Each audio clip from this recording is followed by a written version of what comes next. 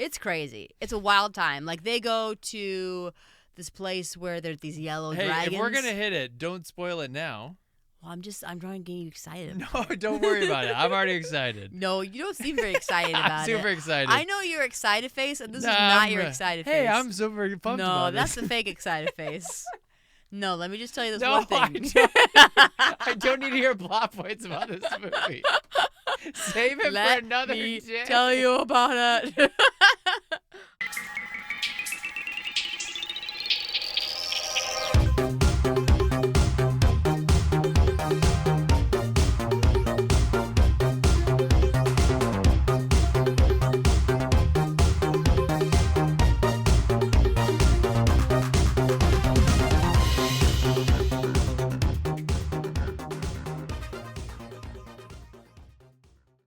Hey, we're back, y'all. Welcome to another week of Summer's Off.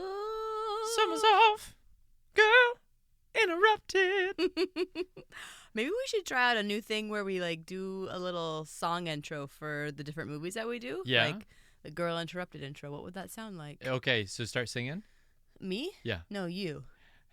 No, I want you to start singing. Summer's off. Hey. Summer's Hey, off. hey, can I get your attention? Hey, ma'am, listen to me. Is that Girl Interrupted? Yeah, exactly. That's and the, then people that's just the have title to of that. guess. Hey. Ooh, I wonder what it is this week. Well, Girl, comma, interrupted. what would Pride and Prejudice have been? Oh, your hands are so cold.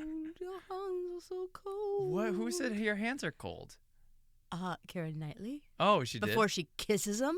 Oh. Were you not watching? Oh, my gosh. Do we have to rewatch it already? I almost blocked that moment out. I don't remember anybody's hands being cold. Yeah, your hands are so cold.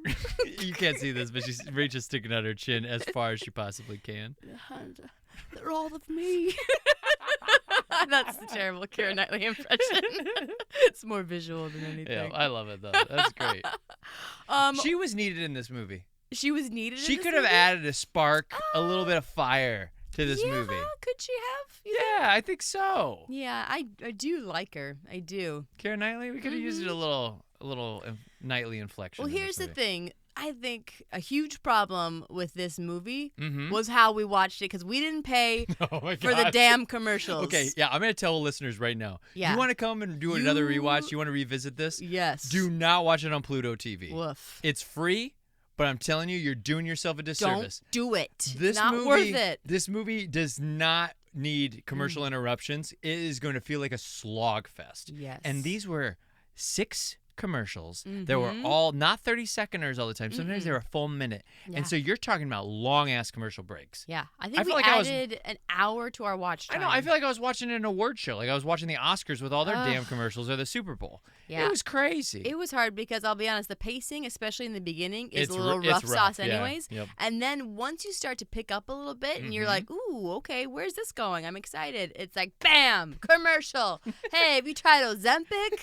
Like, What's that? Is that the thing about pooping your pants? That's a laxative. Oh, okay. Ozempic is a weight loss for. Oh. It's the one for diabetes that everyone's buying up right now, but it's really meant to be for diabetes. We saw the stupid, not Allstate, Progressive commercial about the wheelman, the getaway car. We saw that commercial 15,000 times. I know. I We don't was- need to talk about it anymore. It's already I was boring me to disgusted. tears. Yeah. So spend the money, Spend the cheap money. ass. Yeah, spend the $3. It was It's worth it. It was $3.50 if you bought it, or not bought it if you rented it. I honestly can't believe we didn't rent it. Why didn't we rent it? Because I thought like, oh, it'll be cheap and there'll be a few commercial Ugh. breaks. It won't be a big You deal. sabotaged this. Saboteur. You saboteured Hey, we this. just came back from France. Yeah. Saboteur. Les saboteurs. Thai House, France.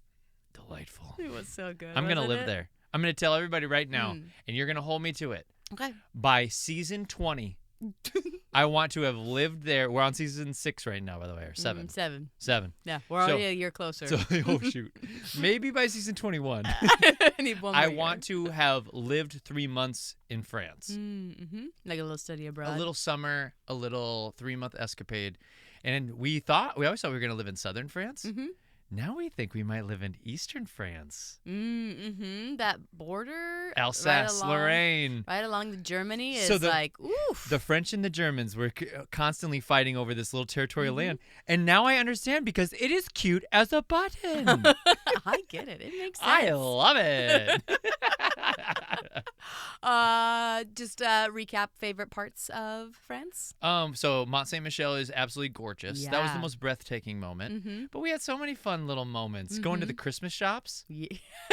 Yes, we went to shops. We shopped for Christmas Oh my ornaments. gosh! Listen to this. We went to this old Roman theater. We saw a Roman Coliseum, but we couldn't get in because there was gonna be a rock concert that night. But we went to a Roman theater. An amphitheater. And it was beautiful. It was outdoors. It was the most perfect French night, and it was just glorious. And then we thought we were at like an opera where college kids were going to be playing, we're going to be singing, and nope, out on the stage, trounced probably like almost 200 middle school kids, 6th through 8th grade, maybe 9th graders in their tops.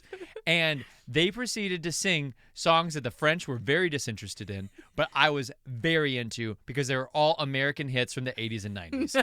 And it was one of the most tremendous concerts I've ever been to. We're talking ABBA. We're talking Michael Jackson. What was the flat-bottomed girls or whatever? Fat bottom girls. They sang Fat Bottom Girls, which also made me blush a little bit, being that they were middle school kids. I was like, oh, wow. Oh, a bold choice. It was so fun, guys. So get over to France and check out that middle school choir concert in the Roman theater. It's totally worth it. It's the most glorious setting I've ever seen anything in my life. It was so fun because, so just like a little taste of it, and then we'll move on. But like, so you're singing, like hearing all these American songs, but again, they're little kid voices and they're little kid French voices. And so like they were like, so this is thriller night. It was so funny. And then you look around at these old, like 45-year-old French dads and being so pissed while they're sitting in the audience, arms crossed. They aren't that pissed. Only a couple of people. A lot of people were clapping and got their cell phones out. You're right. So. But there was a lot of French dads, though. Would you not say there's a lot of French dads who seemed like they weren't having the best time? Yeah, I would say. Until My Heart Will Go On, and almost everyone got their cell phone out for My Heart Will Go On. Was like Such a Taylor Swift concert. It was like everybody's bracelets were lighting up, and they were holding them in the air like, yeah! I love these songs. I'm into these. It was so good. Yeah, so my French, I hadn't studied for like 4 years, but I used to know it pretty damn well. And while we were over there, felt like it all came. Did it all come rushing back to you? back to me. I felt like I wasn't out of my element a lot of the time. That's it was great. Yeah, I felt really confident, which sets me up for when we live abroad for 3 months. That's great because I often felt way out of my element. Well, then we went to Germany for a hot second. Yeah, for a night. Yep. In Germany, I was like, I don't know anything. They're like saying where the exit is, and I don't know that word. I don't know what anything is saying. And I'm like, oh my god, this is what it feels like for Rach in France. Yeah, exit in German. I'm going to butcher this, but it sounds like asphalt. Isn't it? Yeah, wasn't it spelled like something like that? It's like exit out of your ass. Yeah, it's like asphalt. Asphalt.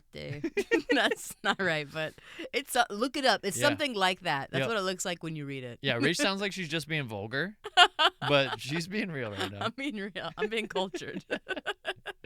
Yes, I would agree. Those were some of my favorite moments as well. Also, eating crepes and croissants as many times as we could. That was great. I had a pain du chocolat every single day almost. I would say I hit like 2/3 of the days, like 70%.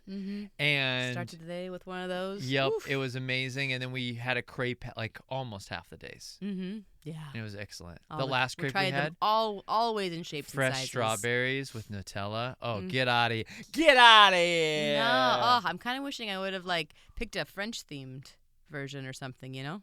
Like a movie. Like I wish I would have done like Amélie or something so we could just keep the French times rolling. Keep the good times coming. What, or maybe like chocolat. Chocolat. Oh, I watched Chocolat. It is delightful. That's from I Love You Man, which I watched on the airplane. Yeah, what else did you watch on the airplane? Any other good things? You got a lot of films watched. No, how about some poopy things? Okay. Let's talk about it. Dune 2 sucks balls. Whoa. What do you think, Rach? Do you disagree? I mean, it's not my favorite, but I wouldn't say that on air. Okay, well, I wouldn't tell the good people that. But what would you say about it? I didn't care for it. It's not for me. It's not for me either. I love sci-fi. I love it, but it was whatever. Then I watched All of Us Strangers. Oh, how is that?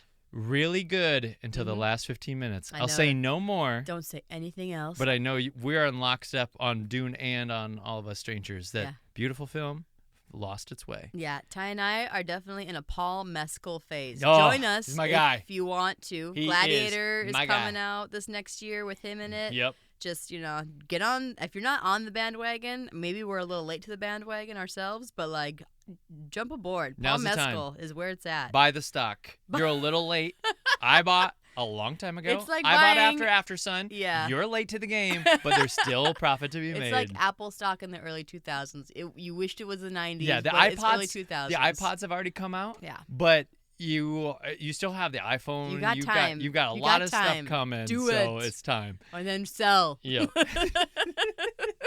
Then we're gonna all sell on Paul Mescal in 3 years. 3 years. And then I watched oh shoot, what was my other one? I had it all pulled up. Oh, and then I watched TMNT with you. Oh, so good. The cartoon. New one, the cute one. So cute. I loved it. I had Absolutely so much fun loved watching it. They did a great job of like really getting at the childlike humor of it, and keeping it funny. light and keeping it fresh and fun. Very much kind of like the new Spider-Man stuff. Yeah, but even goofier. Oh, yeah. Oh, Way super goofier. goofy. Super goofy. Yep. And then I rewatched Mad Max because we watched Furious before we left. Mm-hmm. And then Not the original Mad Max. No, the Mad Max Fury Tom Hardy's Road. Mad Max. And then I watched Almost Famous.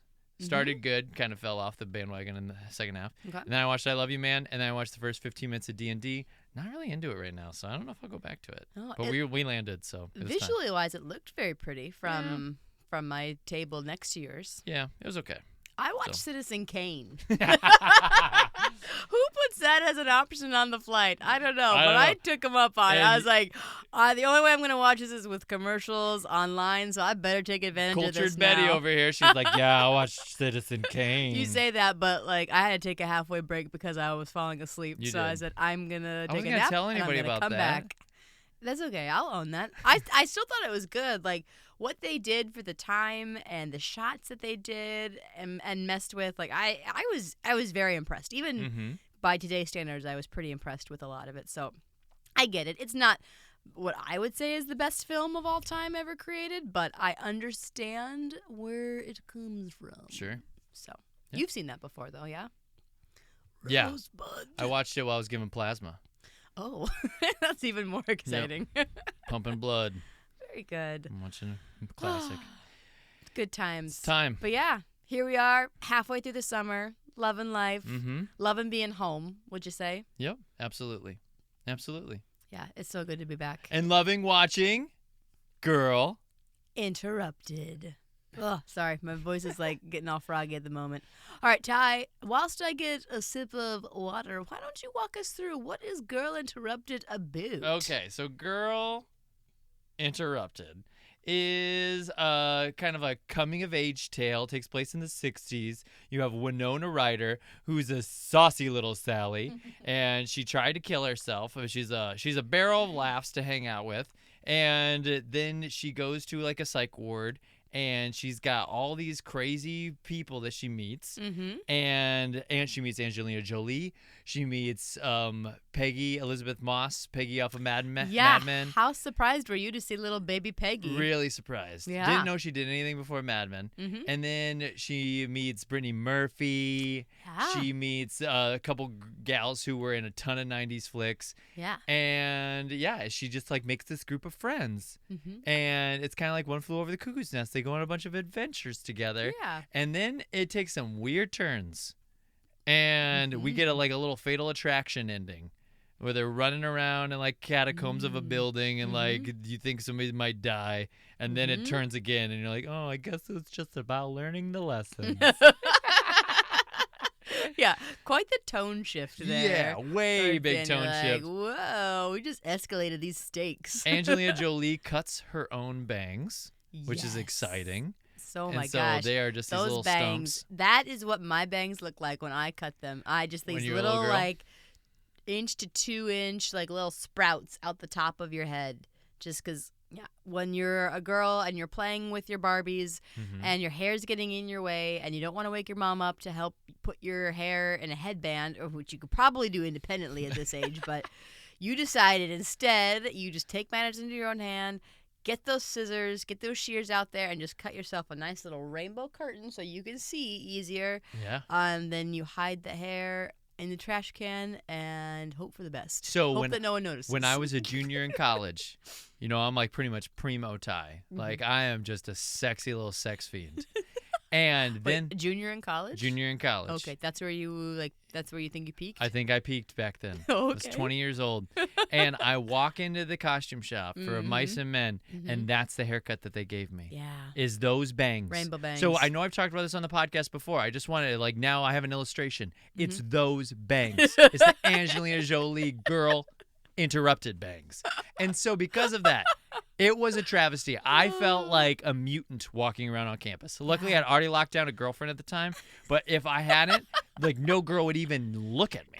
They'd be like, that guy is a freak show. How long did it take you to re-enter humanhood? Well, okay, you want to know what's funny? Yeah. I did Chicago after that. Uh-huh. And they did it again.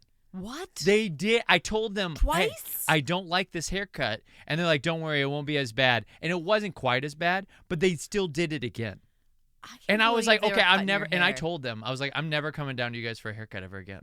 Yeah. And so it was First off, you don't have any training. It was I bet. that all the way through Christmas. No, they didn't have training. They had training in making gowns, and then one girl down there. Her name was Shandy. She's a dick, and she was like, "Whoa, I'll put her on blast right now, Shandy. If you're listening, you were a dick, and you cut my hair like an asshole." Wow.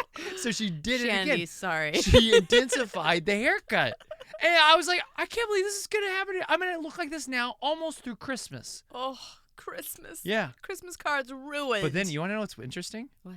My hair finally started to grow out again. And my girlfriend broke up with me. Oh no. So. Curious. Correlation? Question mark? Most likely, yes. Maybe she liked it? Maybe it was hot. Maybe it was hot. Maybe. Or maybe she wanted to break up with you before, but she couldn't break up with you with those bangs. So she had to wait till they got long enough. She's like, okay, now I can set it out to the world. Yeah. It was mercy. It was like Girl Interrupted. She's like, oh, he's going to take some drastic measures and he's going to find himself in a psych ward with a bunch of buddies. Yeah, very possible. Very possible. Yeah. So this film came out in 1999.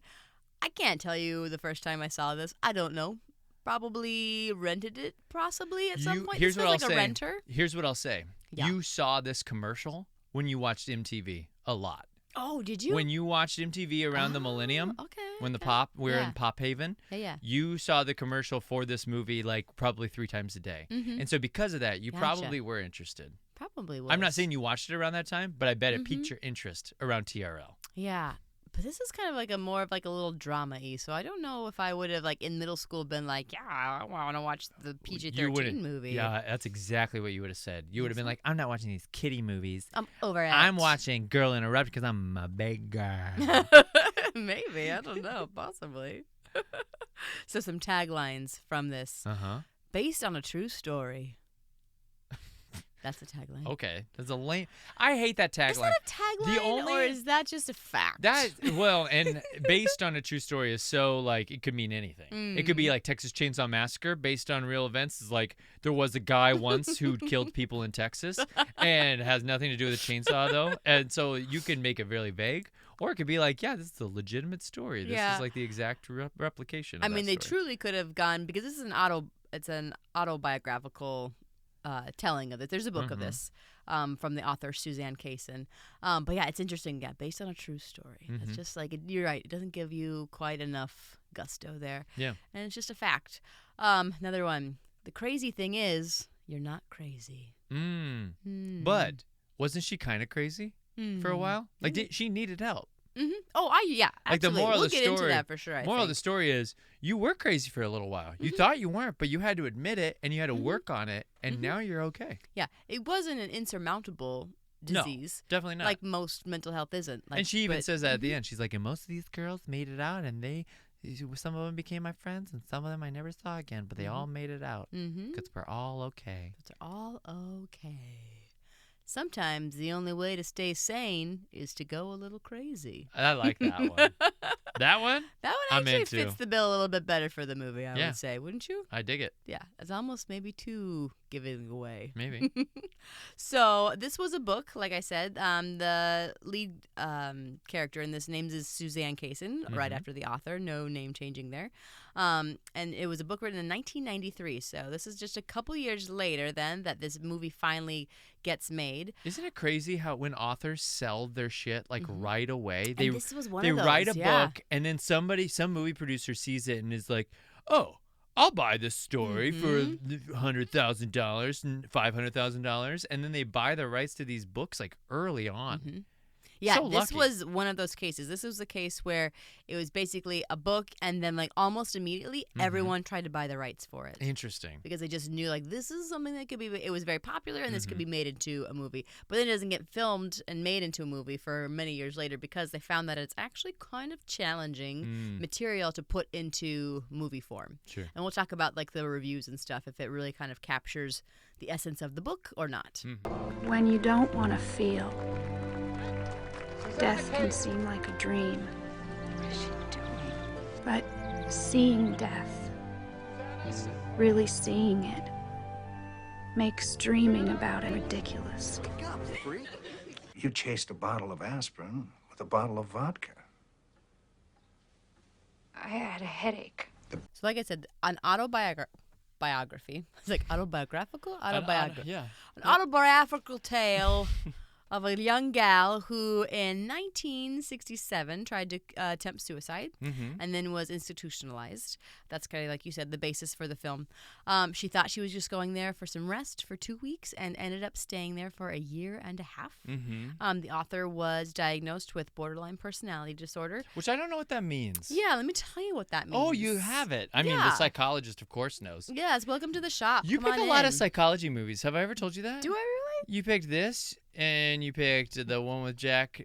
One Flew Over the Cuckoo's Jack Nicholson. Nest? Yeah, One Flew Over. Only two. And then you picked Pie, and you picked Pie? Yeah, where he's going crazy and he cracked this code for the stock market. Then you picked Wait, what? you picked some other ones. I was just trying to think of what's the Julianne Moore one that she won an Oscar for? Alice, Forgetting Alice, or something like that. You know what I'm talking about? The one about dementia? Yeah, stuff about the mind. I don't remember podcasting about that. Yeah, Maybe I've got no, it's dementia. on your list, I think. Oh, I think it it's is? coming. You know? Borderline personality disorder, or BPD, as we say in the biz. Not TTPD. Nope, not TTPD, but we can do a whole podcast about that if you want. Yeah, we can. It's essentially a mood disorder. Oh, okay. So characterized unstable moods, behaviors, relationships, pieces like that all struggle. Insecurity, impulsiveness, impaired social relationships, things like that. So pretty much she gives like a list of all that stuff, and is that all like pretty legit? She's like, you have casual sex, you like can't hold on to like relationships, you have like mood swings. So the list of things Winona Ryder says in the movie, that's pretty much dead on too.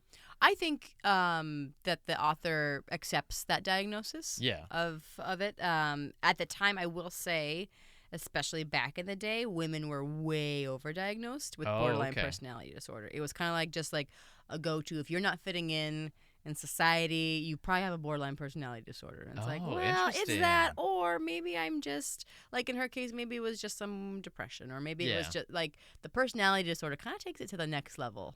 So, but I think she accepts that as a diagnosis, but I would just, in general, at that time, a 1960s diagnosis of a woman for borderline personality disorder, I would look at with like, questions. I think you have borderline personality disorder. Oh, yeah? Yeah. You think I have I think issues you're crazy. You're a mad woman. Me and Taylor, we're good. Yeah, you guys are both mad women. Some differences between the book and the movie is that the book, each chapter is from a different girl's perspective. Ooh, that's cool. So you get to know each of them a little bit more. You really get to know them and their thinking. There's a lot of them that I felt like her roommate that she has, who's a pathological liar. Yeah. You don't really get to know her very well, and she was honestly the most interesting person to me because the only time she ever lies is she's like, my dad's in the CIA and he'll kill you tomorrow. But like otherwise, there wasn't really any big lies that she was telling. She does lie about the girl who has all the burns on her. She lies about how that girl got her burns. Oh, the story wasn't real? The little girl, yeah, she tells a story about how this other girl who they call Torch, Peggy, who's Elizabeth Moss, from Mad Men, little baby, is badly burned. And she's like, yeah, she had a puppy and it was giving her a rash. And so her dad was going to get rid of it. So she decided to douse herself in kerosene and then light herself on fire to get rid of the rash. And then she says, like, but I'm a pathological liar. Oh, so that was a lie. Yeah, that was a lie. Oh. Actually, and they didn't really get into this we never hear the real story as much, or they didn't. I was looking for clues of it. When she opens her file, when they break into the office, there's like a little news article that she was just a victim of a house fire. So she just didn't get out of a house fire that happens. Okay. But she didn't self-inflict that upon herself. The movie did not hang on to that long did enough. Not. So I was left to be like, well, we didn't get any other explanation. So I'm going to take that as that was real. Yeah. Yeah, her biggest piece, I think, of being in is just the coping with the fact that now she has these burns and these scars all over her body, and she's almost kind of like stuck in like this like kind of childlike state a little bit because of that trauma. We never got to meet baby girl. There's a girl who carries a doll around and who acts like it's a baby. We never really get to meet her. Yeah, she wasn't one of the main I want to know who characters. baby girl is. I was curious about her as well. I thought she looks like she's got something to say. She's got some stories behind her. There's something going on. Was there anybody else that you were like intrigued by, or any of the other girls? Like there's two girls who we see like run around with them, but we never really get to know much about them. One's like good at picking locks, and then one is like she's like a little bit bigger, and they have her like in a straitjacket in one scene. Yeah. And it seems like she's struggling with something, but like I feel like I didn't really get to know those two either. Yeah, and it's interesting. The one that you just described, the one who's kind of doesn't have as much language, she's interesting, and they kind of touched on this a little bit. But did you notice that every time that like Angelina Jolie came back, that she touches her, and then this character starts to not do as well. Yeah, at times, and so it kind of plays into. I thought that was interesting, and I wish they would have like touched on that a little bit more, because like it kind of feeds into Angelina Jolie is there, and you think that she's helping some of these gals, but in some ways she's not. She's keeping them down, and then they're not able to. Yeah, because she doesn't want them to leave. She doesn't want them to leave. Yep. Yeah, she wants to have she doesn't everybody want them there to get forever. better. Yes, Angelina Jolie's character is a sociopath. Yes. And also maybe has some schizophrenia too. I can't remember if that was clear or not in that in the movie seem version. clear in the movie. Yeah, so she's probably the one who, from a more long-term standpoint, she's been at the place for 8 years. Yep. I think that's similar in the book as well. But all the other girls are kind of like able to more or less get themselves out of there. Did you look up, does she cut her own bangs in the book too? That is a great question. Do they say would be hot if she didn't cut her own bangs? Feral and very sexy, except for those bangs. Maybe she was just too sexy, and they're like, we have to do something to dumb her look down a bit. Otherwise, she's too hot. Ooh, can we talk about this right now? Yeah. I didn't write this down, but we should talk about it. Winona Ryder and her kiss at one point. Oh yeah, she kisses her. And so I wonder if that's something that gets explored, like where it's, am I in love with this person? Or is it just this weird close friendship because I haven't had a friend for so long? I don't know. There's like seems to be some weird things that she's trying to figure out. Yeah. But she seems like she's into dudes. Winona Ryder's character seems like she's into dudes the rest of the movie. But she has this one moment towards the end where she kisses Angelina Jolie on the lips. Yeah, it is interesting. I didn't take it as like a romantic love. I took it more of her just loving this person and getting to have this adventure with her. Kind of being enamored with her energy. To be real with you, I've kissed every single one of my best friends on the mouth. So you understand the impulse. Well, different shows. We've had to. So like it started with my buddy Paul. And then I don't know. Actually, I have never kissed Johnny, but I've kissed a lot of other friends. Kiss all your best friends on the mouth. I've never kissed my brother, thank goodness. That'd be weird. Whoever wants to cast us in that show is going to have to pay some big bucks. Speaking of kissing your brother, we'll get to that in this. What do you mean? What do you mean? Not you. You're going to tell everybody you kissed my brother on the pod? When did I kiss your brother? I don't know. You tell me. No, Angelina Jolie kissing her brother. What? What are you my talking gosh, you don't about? know about this? No. What? All right, well, stay tuned because that's coming. Oh my god. Towards the end. Oh, okay. I'm excited. Yeah, get ready. That is a cliffhanger. But not yet. Okay. I can't jump ahead that far no, yet. I love it. I love it. A little tease. Good. Just a tease. So how this came to be is Columbia Pictures, the producer Douglas Wick, acquired the rights almost immediately, like I said. Mm-hmm. At this point, Winona Ryder is a fresh 21 years old. She's that young? She's a baby. She got started as a baby. I She forget did get about started that. as a baby. Yeah, she started in her teens. Mhm. Yep. I mean, she was a 90s goddess Yeah. of film. I mean, maybe even like late 80s, but mostly 90s. And do you remember what killed her? the shoplifting thing? Well, but it came off of the tail end of being the star in Mr. Deeds. Oh, yeah. Mr. Deeds did her in. Did her in, took her to such low heights, she had to Mhm. shoplift. Mhm. And then she was out until Stranger Things. Yeah, her I mean, she might not have really been, but in my vision, she was out. hadn't been very popular until then. Yeah. Just like not in a lot of things. Yeah, the shoplifting thing happened in 2001. So this is 1999, just a couple years after that. Wow. Isn't that kind of crazy? Yeah. Because it's she's really almost crazy. kind of back up on her game on this. And this is after kind of a little bit of a hiatus, too. Mm-hmm. Like, so she did, I'll just jump to her really quick. Yeah. Tell us for her, some tell us things. her So, things. You know, she has been nominated for 2 Oscars before this. Uh-huh. one What was she nominated for? One for Little Women in 95. She was Okay. nominated. I've never seen that one. You have. She's good. Is she Joe? She's Joe, yeah. And then the year before that, there's Is she better than Cersei? I have to watch it again.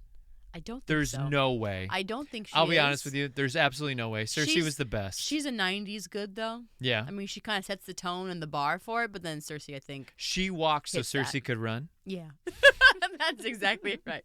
And then before that, her first nominee was for a movie called The Age of Innocence, and that was in 94 that she was Okay. nominated for. By the way, she did Mr. Deeds after shoplifting. If she shoplifted in 01, Oh, Mr. yeah? Deeds comes out in 02. Oh, seriously? Yeah. Oh. So Mr. Deeds Maybe- officially did her in, was even it- more than shoplifting. That's the Can you takeaway. imagine? That's wild. Yep. It was really Mr. Deeds. Okay. Adam I'm sorry. Sandler. Continue. No, Didn't mean you're to good. interrupt. No, I just But maybe I did, girl. interrupted. Other movies that are important just for her catalog. We got Beetlejuice in 88. That was kind of Yep. like her first big one. Heathers in 89. Scissors Hand in 90. Yep. Dracula in 92. Wait a second. Wait a second. Well, I'm just confused on the age thing. Yeah. So she's 21 she's 21. in 1999? No. She's 21 when she gets the rights to this. What do you mean? When The- she gets the gig? When she buys the rights. She's a producer of this. Oh, she's a producer. She Yes. buys the rights 21 in 96? I don't know what year it was that they got the Okay. rights. I mean, it's pretty soon after. That's what I was confused by. I was like, Yes. wait a second. She Yeah. did not do Edward Scissorhands and she's only like 13 years old. No, that no, doesn't make any sense. No, I that math believe does she not was math. 17 maybe, but not 13. Not quite. Yes, good. Thank you for clarifying. Yes. No, when she gets the rights, she's about 21, but then it's going to take a couple of years for them to put it. I think it takes 5 years to get this into Okay. a movie. 3 script versions were written. Wow. And none of them were good enough. Even still, I would say, like, ooh, close. Yeah. Close, but you didn't get I it. would too. And I I would haven't say, even read it, but I I just would know. say it didn't get there. Mm-hmm. It didn't. There's still. It needs to simmer more in that pot. I think. Yeah, but essentially, so she wanted to buy the rights herself. So she approached this Douglas Wick, this other producer, so that she could partner with him to buy them. So they kind of like did like a co-thing from a Okay. producer standpoint. So she was kind of up first, obviously. She's like, I'm going to produce it. I'm going to be in it, clearly. That's why I'm Duh. doing it. Duh. I'm Winona Ryder. I'm 21. I can do whatever I want. She said, sorry.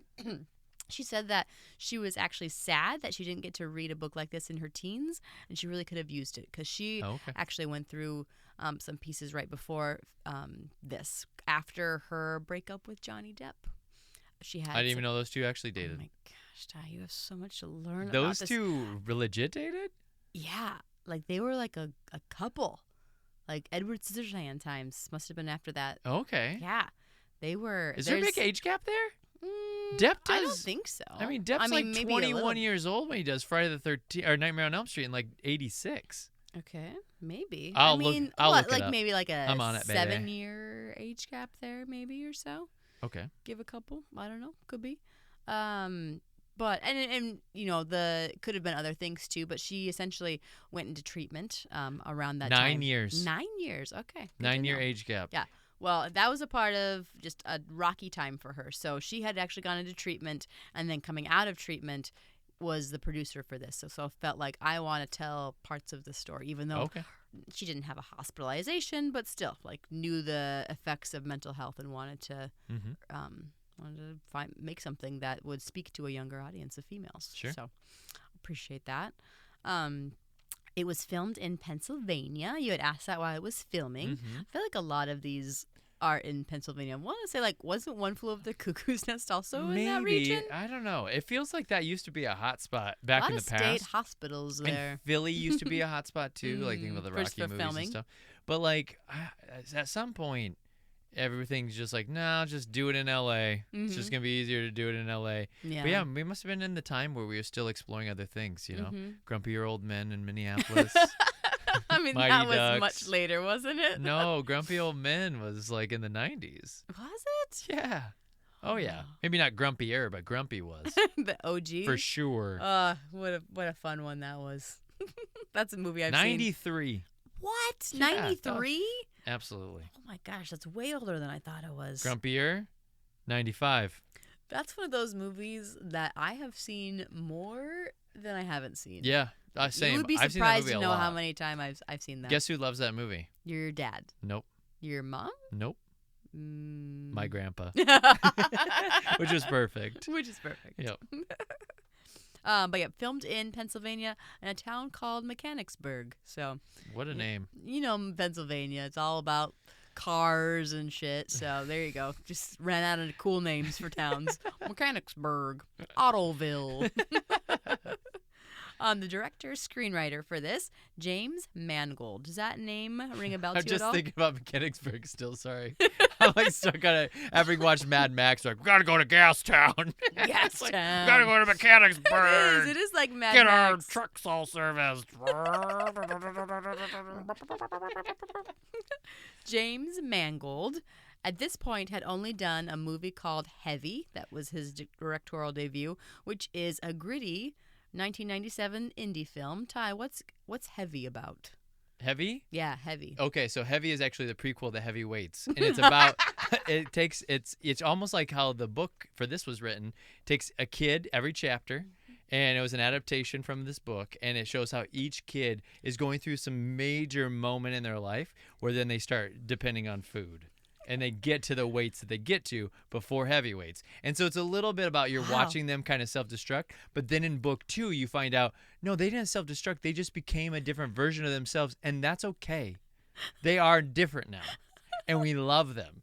They're so fun and such cool kids. Do they have great lines in it as well? Like, lunch has been canceled due to lack of hustle? No, it's not funny at all. Not at all? No. Not even in It is girl interrupted serious. Oh my gosh. And then the sequel, that's what's so crazy is it hits them with this funny sequel. So that's Heavy. mean, yeah. It's real. Let's go with that because that's way better than what I was going to tell you. What were you going to say? I was going to tell you. This is a different movie, by the way. This different must movie, be a different but Heavy. this other movie I'm talking about by a different person completely is a 97 indie film about a lonely diner cook who meets a spunky waitress played by Liv Tyler. I have no desire to see that movie. Absolutely But Ty, not. she's a spunky waitress. No, Can you no. imagine what she might say? I can't. Do you think she makes a smiley face on the pumpkin? No, here's on what the I'm going to say about pancakes? Liv Tyler. Liv Tyler is she's a little spunky in Empire Records, which is on our Summers Off list. Mm-hmm. But in general, she's kind of more of your down-to-earth girl. She kind of plays this more stable gal. I don't see her as this spunky, witty, you're whoa, this chick's got something weird going on with her. I just don't see her that way. Yeah. I think I'm supposed to, but I never have. You see her as an elven queen, I think, is what you Princess, see her as. Rach. She's not a queen. Not yet. If you're talking about queens, you're talking about Galadriel, and that is not her. And if you say not yet, but she is, yeah, I guess she does become a queen. I was going to say she's going to leave the world, but then she becomes Aragorn's wife, so she's got to become a queen. You're right. Is he not the king returning? Yeah, you Is are the king right. not Yeah. returning? Hey, you in are that right. He Are we returns. not going to be watching that shortly? Yeah, we are. See, I did my homework. You I did. know. You I did. know. You did good. Put me in my place. So hadn't done a lot, this James Mangold character, but goes on to do quite a few things that you would recognize. Okay. Do you want me to make you guess, or shall I tell Well, you? if you make me guess, I need hints. I couldn't give you a single hint if I tried. Walk Walk the Line, Good. which is a great movie. Yeah. Tremendous movie. Really gritty. I think that was kind of the pieces Joaquin should have won the Oscar that year. Did he not win I that think year? he lost to Philip Seymour. I could be off a year, but okay. I think he lost for Capote against Capote. Yeah, but he was good. He was the best. Good. I can't do an impression of this other person. What were you gonna do? Wolverine. Yeah. The one solo movie? Yeah, the That Wolverine and Logan. Oh, Logan did great, but I know. the Logan's Wolverine very movie good. did terrible. Yeah. I don't remember the Wolverine. I actually didn't think it was that bad, but people hated that movie. Did they? It's Yeah. the OG? The one with him and Liev Schreiber. But Hugh Logan was really good. Logan and was amazing. Very gritty. Yeah. So again, we've got this kind of theme of like, I want someone who has a little bit of an edge to it. Mhm. Like, let's tell the story, but let's get a little dirty. Let's get a little gritty with it. Let's go dancing in the mud. Dance on the mud.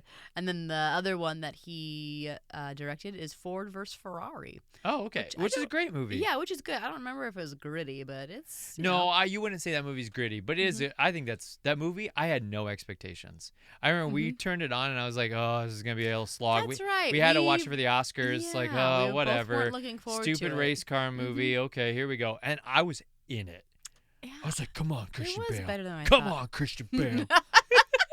I was like, Come on. I got sucked in.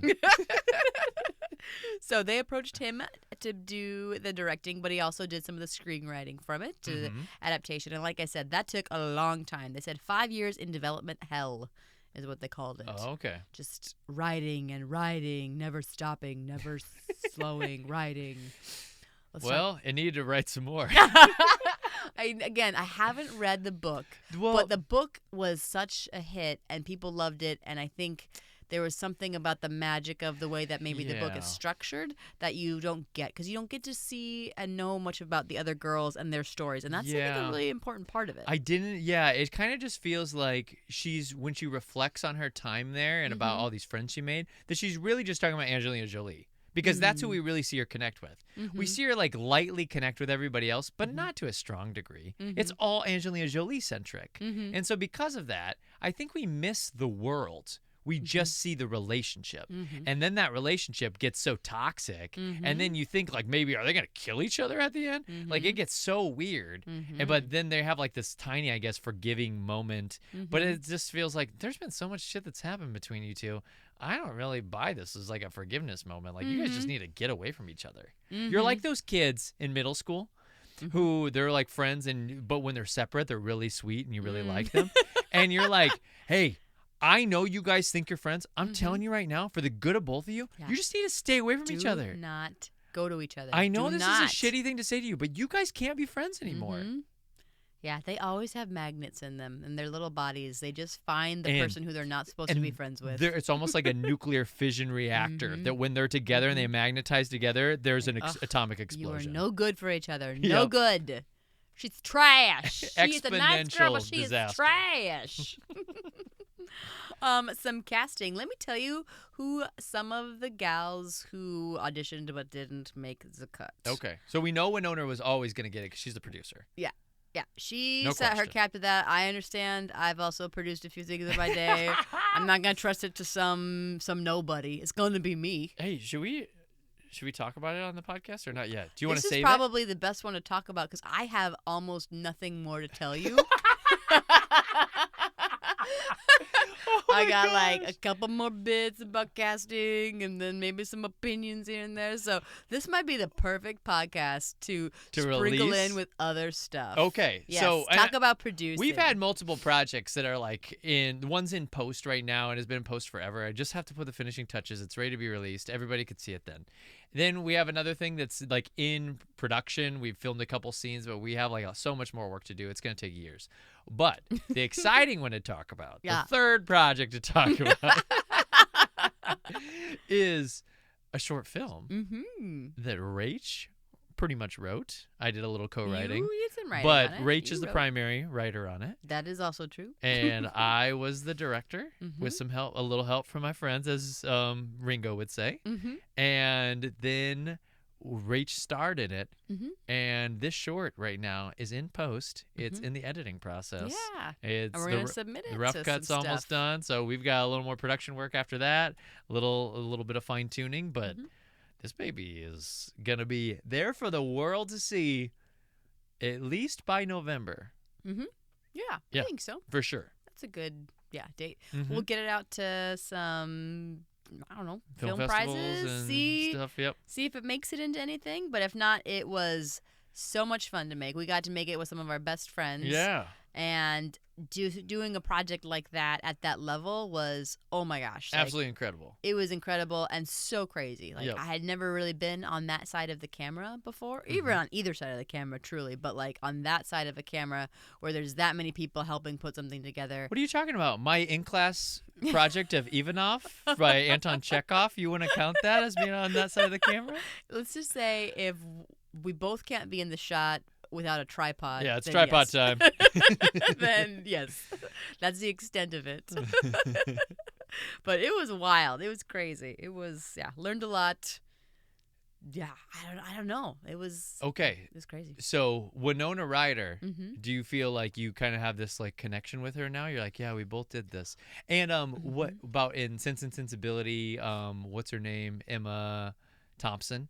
Mm-hmm. She did that too. Do you feel like a little connection with these women who have like kind of written or produced I or like done something truly- behind the camera and then been in front of the camera? I truly understand it a little bit better. I Yeah. think there would be a part of me before that was like, oh yeah, so and so, you directed, produced, starred in, you made yourself a star vehicle, and I kind of like tease them about it in my head. Yep. But I do understand it a little bit because it wasn't completely free. Yeah. Like we had to, I mean, we had some costs, and so it's kind of hard for me to be like, well, I could pay an actress to Yeah. do this, or I Oh. could just do it myself for free. yeah, you're a great actress, and you could just do it and be directed by your husband, which would be really easy. And I can work out the travel with you because we're both going down together. Mhm. Or we could pay somebody like $1,000 to do it. It's like, yeah, See? I think it's option I A. think if it's my money, I think I'm gonna do it. Yeah, But yeah, who knows? Could be. We'll see if it turns out good. I think it's gonna be good. I felt pretty good about it. Yep. I don't know how good it's gonna be, but I will say it's in the good range.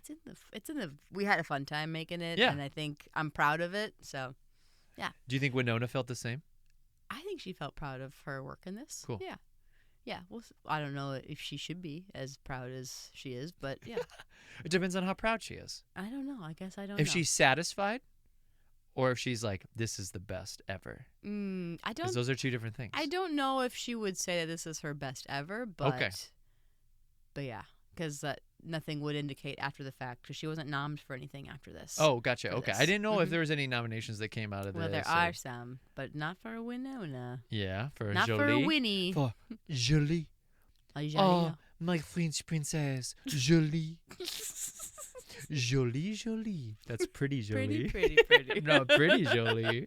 Jolie, Pretty princess Jolie.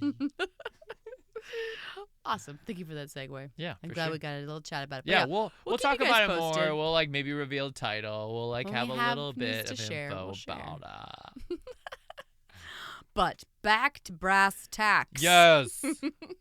Casting for this. Gals who didn't make the cut. Yes. We've got some 90s queens here. Are you ready for this? Oh my gosh, I'm so ready. Sarah Let's- Michelle Gellar.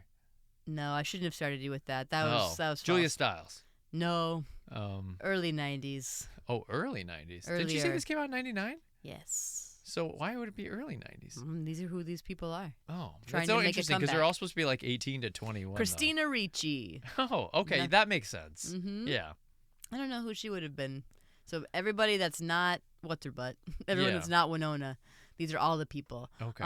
You just watched her in Almost Famous. Kate Hudson Oh, gotcha. wanted to Who be did in really this. good in that movie, by the way. Was she really good? Yeah, that movie, like I said, it falls off the tracks like halfway through. Mhm. The first half's really interesting, Mhm. but the second half just is kind of a Boresville. Mhm. But Kate Hudson's good throughout. Oh, good. Yep, I gained some respect for her. I was like, oh shit, this is really, really good stuff. Nice. This is way better than Bride Wars. We got Katie Holmes. Okay. Another 90s queen. Reese Witherspoon. Yeah. Young Reese. 99. This would have came out the same year as Cool Intentions. Oh, can you imagine?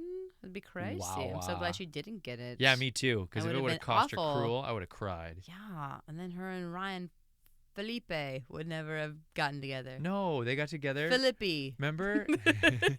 They got together before I Know What You Did Last Summer, That's which was true. the year before. That's Because she true. got him that job. Thank you for clarifying. Yep. That's true. Check the tapes. Check the tapes. And then these last two, Parker Posey. Okay. That'd be kind of interesting. That would have. I mean, I love Parker. Oh, you do too. She's the best. Mhm. But I don't know what role I would have put her in. This one said that she was considered for Lisa, which I thought That's crazy. bizarre. She's not a Lisa. She's not Lisa. She'd be one of the other characters to me. Yeah, I think she'd be a She great. could have been the roommate. She could have been Georgina, Yeah. the roommate, or anybody else. But Yep. And then the other one that was maybe also considered for Lisa, Alanis Morissette. Okay, now What? we're getting interesting. Yeah, 'Cause- isn't that wild? Yeah. Does she? I mean, she does act. She was She in does? Dogma. Oh she was yeah. God in She was- Dogma. but that's She just a doesn't have any turn. lines. You don't have to. Yeah. Or maybe and she that's does, like but not much. I don't put much stock into that. Mhm. But there's something about her that's pretty entrancing. Mm-hmm. Alanis Morissette, like when you watch her perform on stage. Yeah. So there might be something there. I Yeah. just need to hear her deliver lines. Yeah. That's my big question. Yeah, you need that character to be magnetic. Angelina Jolie was a great choice. She was. So She I'm was. not the biggest Jolie guy. Mm-hmm. I know that. Jolie. Jolie. But I thought she was very well cast. I think she fits the parameters of what the character kind of needs to be. Mhm. They need to be entrancing but off-putting and like kind of you should feel uncomfortable around them. Yeah, she's and a I little think scary. if you were around Angelina Jolie, I think you'd feel uncomfortable around her. Mm-hmm. Not only because she's beautiful, but because there's something like just a little mysterious about her. Something unhinged. She doesn't talk a ton. Hmm. Like if you ever see her like in interviews and stuff, like if she's with somebody else, Mm-hmm. she like usually defers to them. Like if Brad's right next to her, Brad will be talking and she'll like say a couple things, but she does a lot of like listening and just like looks. Hmm. She's got the owl quality, Mm-hmm. like your sister Nat. They both have this owl quality, which is it like has this mysterious vibe to it. Because you don't know what they're thinking. Yeah. Yeah. And so it works. Mhm. It worked for this role. Mm-hmm. Oh, Yeah. I definitely agree. Lisa, stop it. Stop what? You fucking peek. Look at this. Go ahead. Go ahead. That's enough. Take one fucking step and I'll jam this in my aorta. Go ahead. Go ahead. Stop it. Lisa, your aorta is in your chest. Good to know. The only other person Her I lips wanna... were so purple though. Did you notice that? purple. Yeah, Where's she the always purple? has like indistinct lips, right? Mhm. Yeah. But in this movie, they're almost purple. Mm. Look for it next Interesting. time you watch this movie, which I know will be tomorrow for you. Replay, but without commercials this time. No, you're. I will I'm not pay- paying for it, Rach. You're gonna have to watch it on Pluto TV. No. Rose McGowan said that this was at the time the only decent thing out there for women that doesn't involve taking your clothes off. Okay. As far as so, I think Here's it had what a I'll say about lot. Rose McGowan, though. She is a shit actress. So, like, she didn't deserve to be in a really high quality movie. She wasn't. She wasn't in it. She didn't make the cut. But this was like a movie that a lot of like young actresses were like interested in being in. When the book came out, Okay. it was like, oh yeah, this has got lots of roles in it, lots of interesting roles. I want to audition. So, 'twas a hot ticket into town. What was that? 'Twas a hot ticket into town. Your German's coming out. Yes, yeah. But back to Angelina Jolie. Mm-hmm. Before this, she had done a biopic on HBO called Gia, which is about a supermodel named Gia Karanji. Okay. Like Caroline? Eastern European? Is that what that name looks like? Or Italian. Or Looks like Italian, There's okay. the I at the end. Yeah, okay. You know the whole thing about Frankie Valli. Yeah. Ends with a vowel. Pizza. Pizza. Yep. And then she also had done one miniseries called George Wallace. And she, for both of those, for George Wallace and for this Gia movie, Uh-huh. she won a Globe for both of them. And for this Gia, she also won a SAG award Okay. prior to this. So she's kind of coming in with like some like nice starting power. Again, pretty Yeah. unknown. Jolie? At She had this done point. Hackers. Before this, she had done Hackers? She had done Hackers. Oh, you knew that? Oh, yeah, baby. I Oh. saw Hackers in 2nd grade, and I saw her boobies. Jeez. And that is a core memory. I like to be honest with the people. I love that You you're know? honest. No one wants... Like I said, Rose McGowan's a shit actress. I tell Mhm. them that I've seen Angelina Jolie naked. Like that movie came out in '95, by the way. Oh, okay. So Yep. a bit before that. Yep. Mhm. Yeah, you nailed And it. she is very mysterious in that. She's got short little pixie cut almost. Oh, a pixie cut. I don't know if pixie cut's the right word. Curious. She's got short, A dark pixie hair. cut is kind of like what Winona was rocking in this. She would rock what we would call a pixie I cut. think, yeah, kind of, Mhm. yeah. Because you even said, like, did they have that short of hair back in the 60s? I was like, yeah, they did. Yeah, and it was cute, though, on Mhm. Winona. Oh, Winona can pull off a lot of hair, but I think her Well, best she can't hair... pull off the Stranger Things hair. Yeah. But that's purposeful. Yeah, she's a She's a mom. mom. She's Yeah, got bangs. she's got to and- kind yeah. of look like she's grown a female mullet. Winona has such a good bone structure that she pulls off, like, that short, cute, cropped haircut. And she Yeah. kind of has that, like, I don't know, look about her pale skin and, like, jet black hair. Like, Mhm. she can pull off some pretty cool, edgy haircuts, I Sure, would say. I totally believe it. Yeah. I'm going to show you, there's this, I think it was like a Oh my Vogue. gosh. What? Don't you interrupt me. I know. I just was. Don't you, girl, interrupt me. All I said was, "Oh my gosh, you can continue. I'll get mine afterwards." it's a good old fashioned Standoff. Illinois standoff here. I was going to say, I'm going to show you a Vogue article that has got a bunch of pictures of it Uh-huh. of her and Johnny Depp. They must have just like done some promo for Edward Scissorhands, Okay. and it's like all in black and white, and they're just stunning in it. Both of them are. yeah. Even Depp. Like, Well, they're both young very Depp attractive. was pretty stunning. Yeah, I'm gonna show you. You're gonna be like, Okay. wow, So, gorgeous. What I was gonna say is Yeah. What were you much gonna less say? important than what you were gonna say. Yeah, I bet.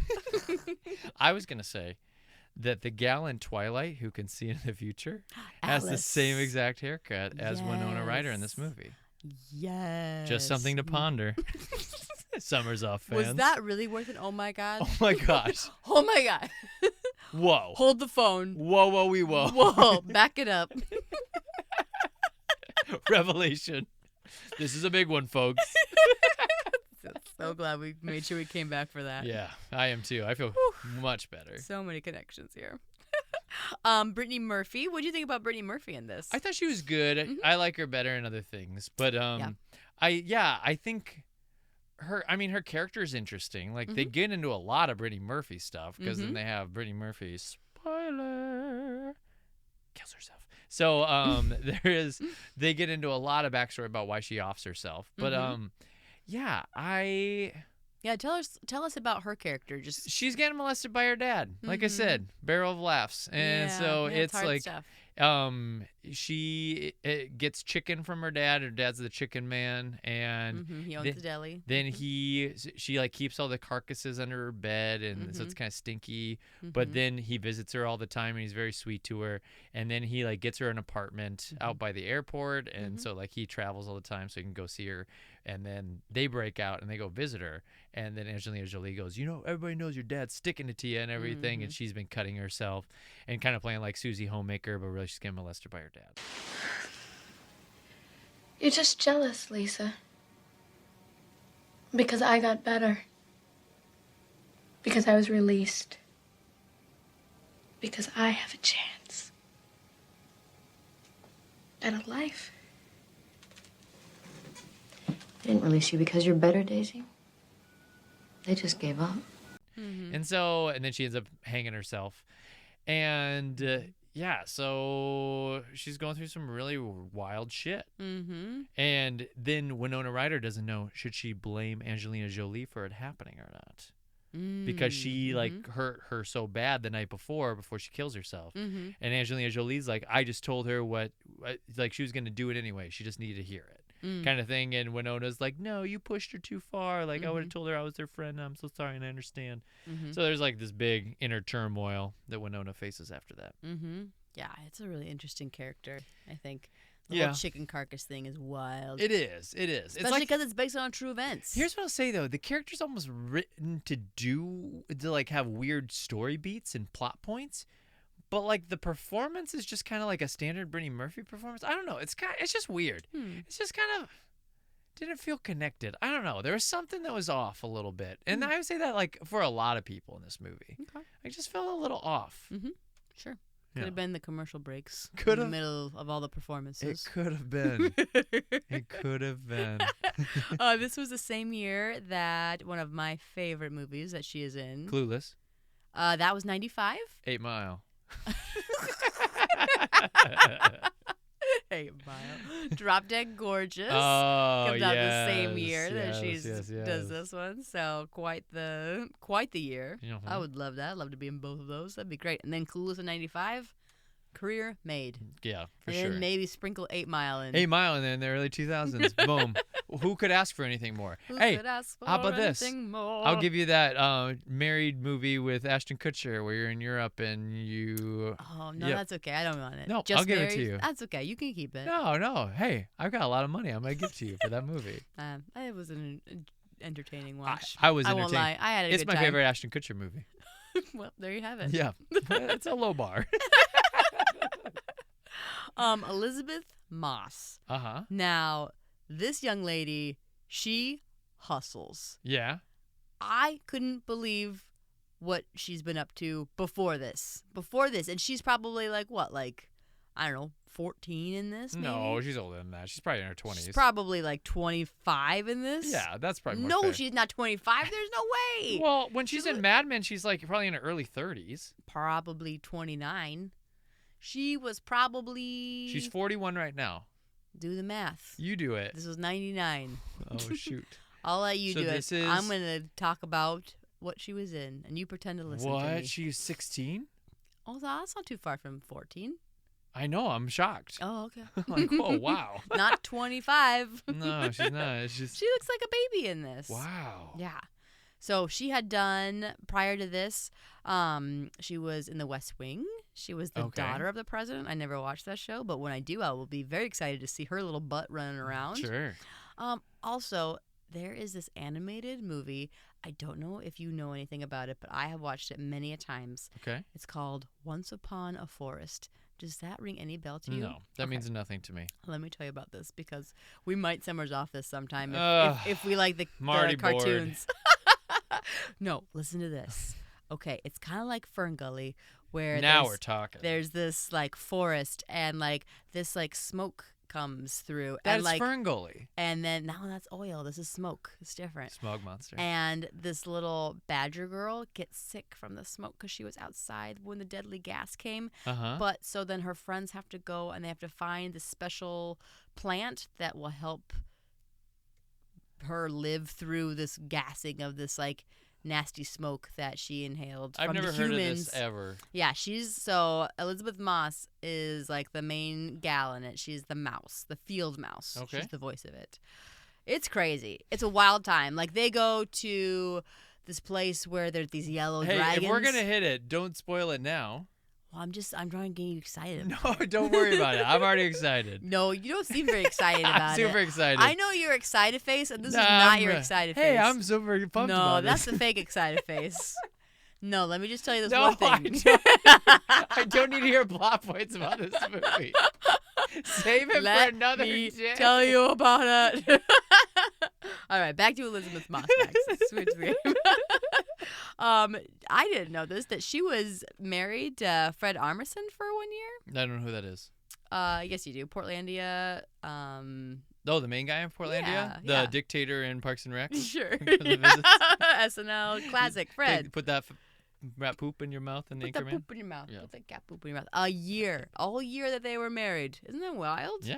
They it didn't really is. seem like a couple to me. No. They're just of different worlds. I can't even see the crossover there. Yeah, sometimes weird people get together for like a hot second. Though. Well, Weird and matches. And speaking of weird, this takes it to the next level. Yeah. She is a practicing Scientologist. Yeah. I mean, she's in Hollywood, isn't she? So- And yeah, if she's since been she in, was like 2. I know. If she's been in Hollywood that long, it's almost like a prerequisite. Hey, you want to get some gigs? I've got I've got an agent for you. They're a Scientology advisor. I would be curious at the correlation between these people who have like hustled, and because she's in something like pretty much forever. Every year Yeah. she's got something that she's either movie or TV. She is a busy gal. So Mad Men was not a huge breakout. If she's just like No, I guess constantly not. doing stuff, like for me, I hadn't seen this girl I never ever. knew who she was. She had such a this sounds bad. She has such a plain look. Yeah. She doesn't stick out to me. Yeah. But then after that performance, it's like, oh, that's Elizabeth Moss. Mhm. You know? Yep. Exactly. It's crazy. Yeah, that's really wild. It is wild. All right, so tell me about this dragon. Yeah. Yellow dragon. What do you think a yellow dragon would be to like a little field mouse? What would it be in the real world? It would be like me standing at the base of the Empire State Building and looking up. No. What do you think the yellow dragon really is? What do you think it is in the human world? What's a yellow dragon? Oh, that's what you mean. It's a snake. No. It's somebody pulling weeds. No, it's bigger because it's a dragon. Oh. It's moving the earth. Giraffe. Oh, it's a plow. Yeah, it's a big crane, a big construction zone that the little characters get to. They're like, oh, we're in the land of the dragons, the yellow dragons. That reminds me of Brave Little Toaster when they're in the landfill. Well, I've seen that. So that don't show me that scene one. is crazy. See, I think you do want to see it. Now I'm in. The roommate in this was played by Clea Duvall. Yeah, did you write anything down she's done? Yeah, a lot of stuff. Yeah, okay. That Tell me you'll about know. scary movies. Scary movies? Yeah, she was in scary movies. She was. She Was is in was she scary in movies Final now. Destination or No, I like? don't have that written down. I'll tell you what I've got written down. Okay. Can't Hardly Wait. Oh yeah. Okay. 98. Yep. Also in 98, The Faculty. Yep. Okay. Faculty is what I'm thinking of. That's what you're thinking of? Yep. 1999, She's All That. She Oh my plays gosh. the bully character in that. How did she score all these like I teen know. movies around this time? Right. And then from then on, she's also a hustler. Secret Scientologist, probably.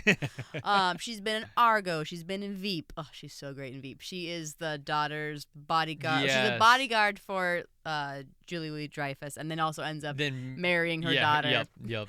They're a lesbian couple. Oh my god! Yep, I'm for just sure. gonna find a clip of her. I She's don't great. need a clip. I've seen several episodes and I No, like it's her. for me. It's not for you.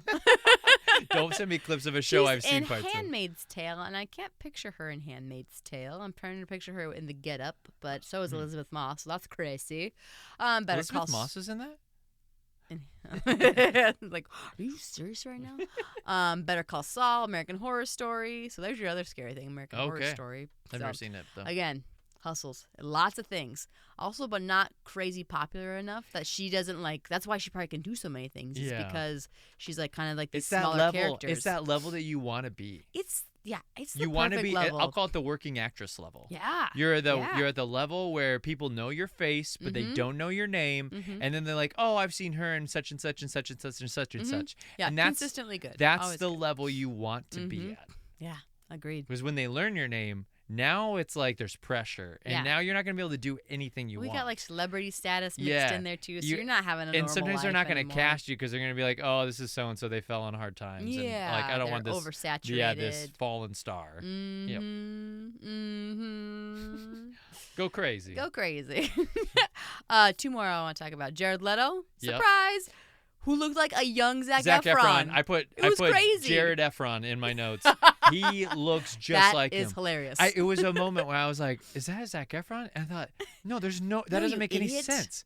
He would be like He 8 was years like- old right now. There's no way.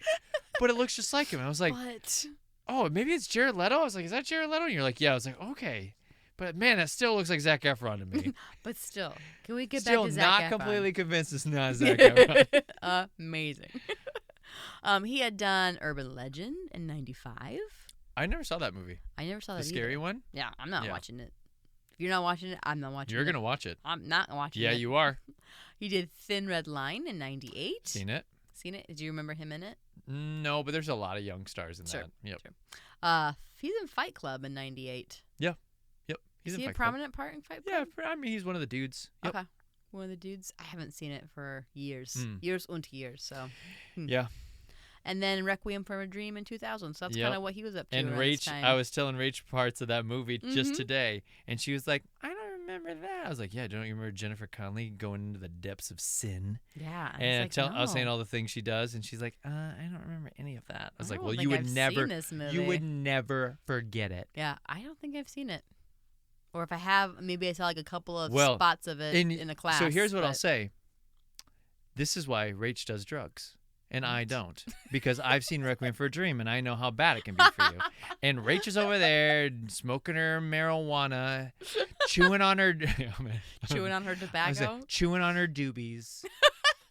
Is that what people do? Yep. Snuffing her. Stuffing her snuff. Snuffing her snuff. Injecting her cocaine. Yeah, because I didn't watch this in DARE class. Is that when you watched it? Did they play it for No, but you I in thought they school? should have played it in DARE class. For fifth graders? Is that appropriate? you think? Honestly, I think they should. I think they should make an exception. Your parents should have to sign a waiver. But no waivers. Only opt out. You'll get a bit more participation that way. It takes too much work. That's a good idea. Yeah. You can opt out. You would opt out. Otherwise, it's playing. And they sit in that auditorium.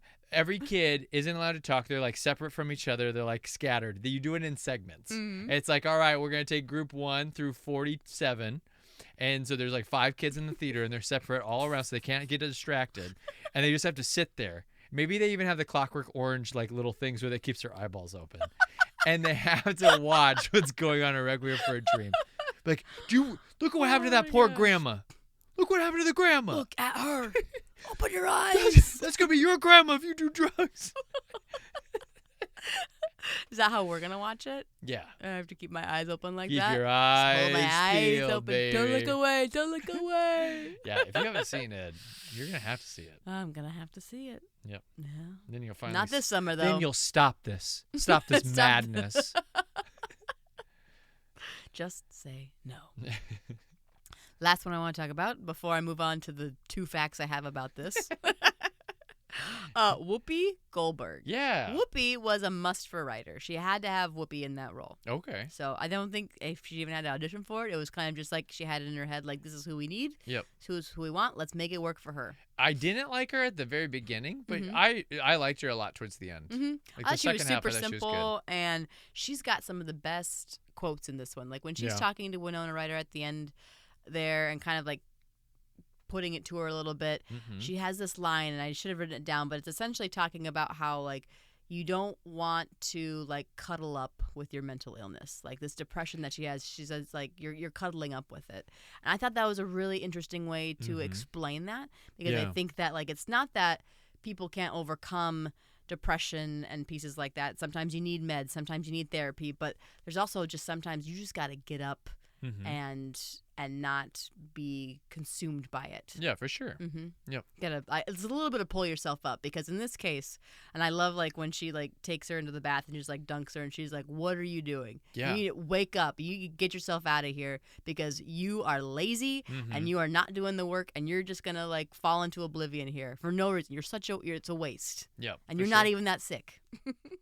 You are not crazy. And what's wrong with me? Huh? What the fuck is going on inside my head? Tell me, Dr. Val, what's your diagnosis? You are a lazy, self-indulgent little girl who is driving herself crazy. So, did you know that Whoopi is an EGOT?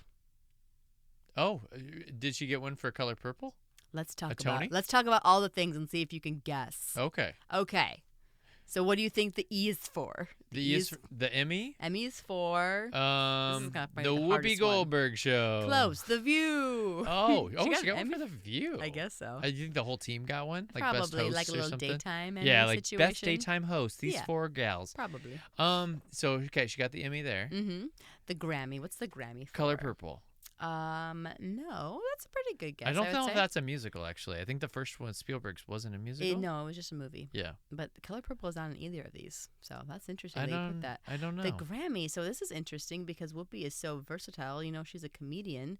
She has recorded comedian. Oh yeah, like a skits. stand-up. What do you like call it? she Stand-ups. won. She it's won a for skit stand-up. for like an hour. Okay. Yeah. So her stand-up won a Grammy, Yep.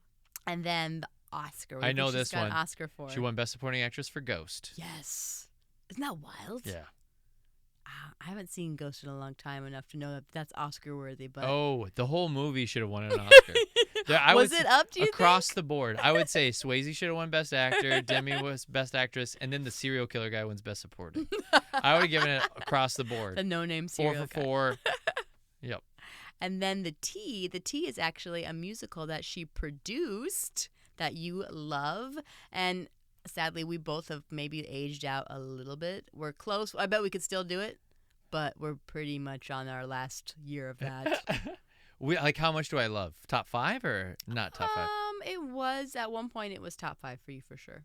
Oh. It's probably now you've probably moved on and you're like more looking at them dad roles. thinking about those. But like this was like around the time that All you right. did Anything Goes, like, and you did Billy. Like I think this was probably something that was similar, the similar needs. That this Is it would top 5 for require. you? Yeah, it was. Thoroughly Modern Millie. Yeah. Yep, she produced it. So Oh, she okay. won a Tony Jimmy for was that. never a top 5 for me. Never? No, I would Really? have loved to play him, but he was in top 5. I guess I don't know anything. There it is. You heard it, folks. Yep. I don't know my own husband. There you have it. I'm embarrassed. You should be. Everybody knows that you're. Well, we're your such a top fool. 5 then.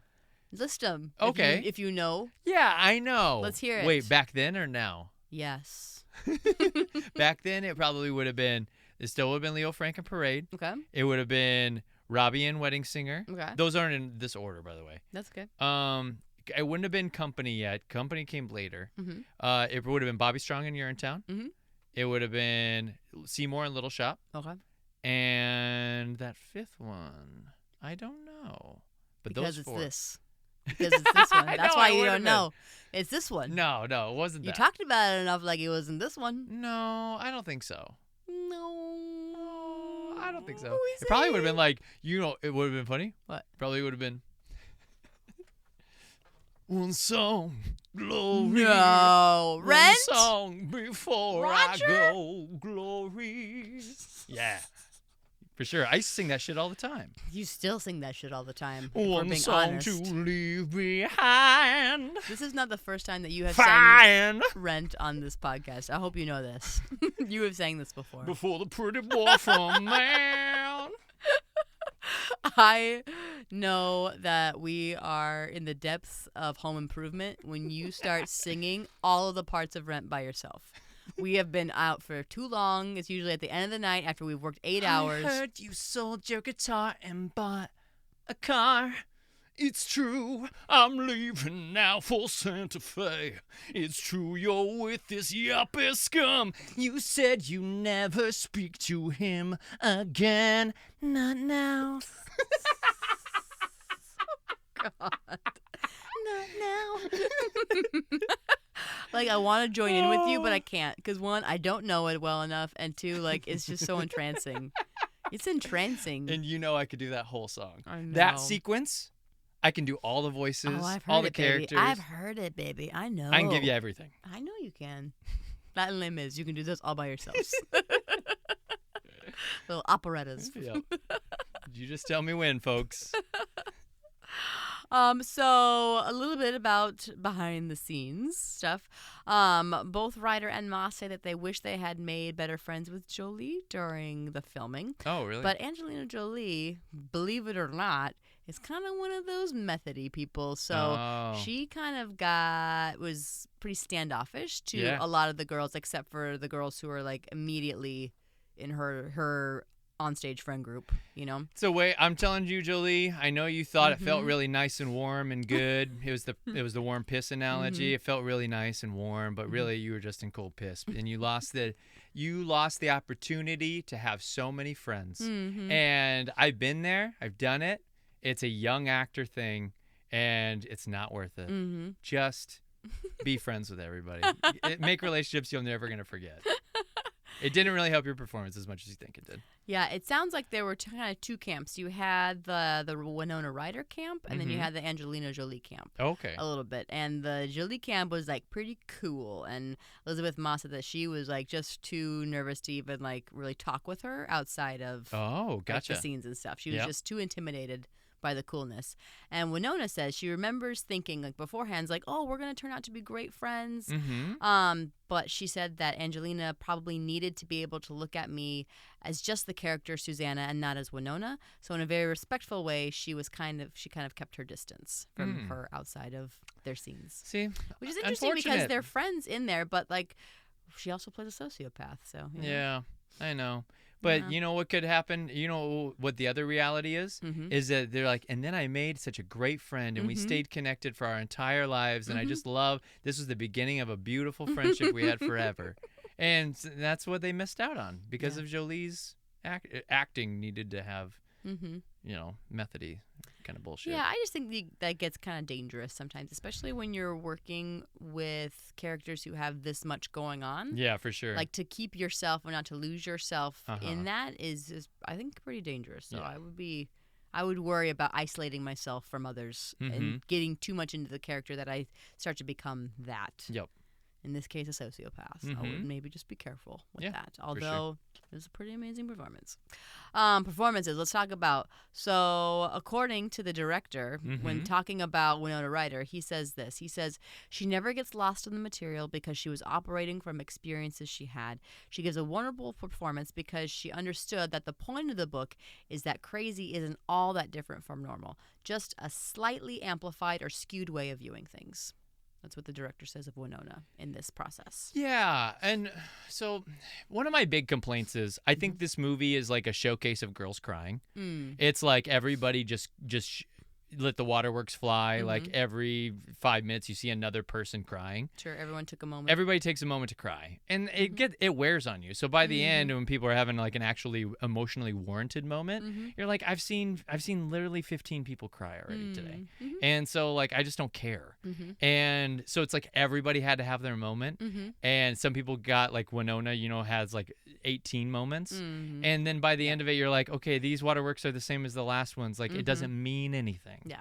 And so that's where I kind of like just lost interest in her performance. Yeah.